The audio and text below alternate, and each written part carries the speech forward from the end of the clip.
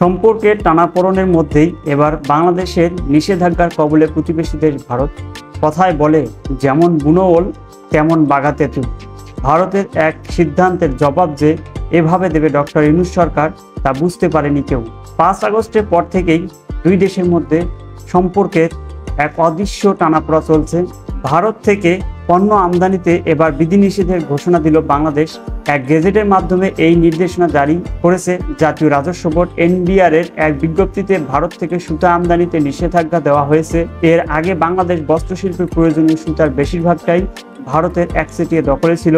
সুতা ছাড়াও নিষেধাজ্ঞার তালিকায় ভারত থেকে আলু, গুঁড়া দুধ, জুস, রেডিও, টিভি, সাইকেল ও মোটর পার্টস সহ মার্বেল স্ল্যাবের মতো আরও বেশ কিছু পণ্য রয়েছে। পোশাক শিল্পের বিশ্বের অন্যতম শীর্ষ অবস্থান ধরে রাখা বাংলাদেশের জন্য সুতা প্রয়োজনীয় কাঁচামাল। এতদিন ভারত থেকেই আনা সুতা বাংলাদেশ বস্ত্রশিল্পের ব্যাপক ব্যবহার ছিল।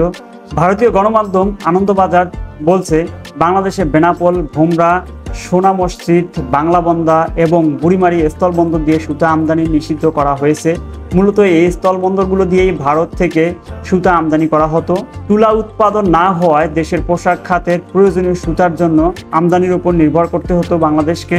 বাংলাদেশ, চীন, তুরস্কর মতো দেশগুলো থেকেও আমদানি করা হলেও প্রায় 90% সুতার বাজার ধরে রেখেছিল ভারত। বাংলাদেশের বস্ত্রশিল্প মালিকদের কিছু সংগঠন ভারত থেকে সুতা আমদানি বন্ধের জন্য দীর্ঘদিন থেকে দাবি জানিয়ে আসছিল।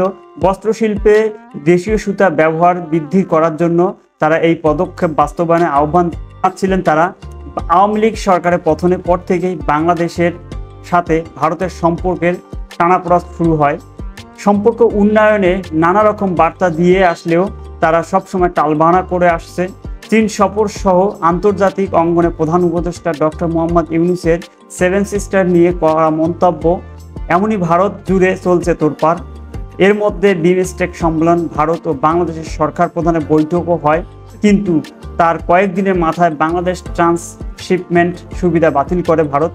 বাংলাদেশ চিকিৎসা, পর্যটনের মতো বড় বাজার হারিয়েছে ভারত সরকার। এর মাধ্যমে একটাই বার্তা আসে, বাংলাদেশ আর ভারতের উপর নির্ভরশীল নয়, বরং বহু বিকল্প রয়েছে দেশের সামনে। তাই ভারতের টালবাহানায় আর কোনো সুযোগ নয়।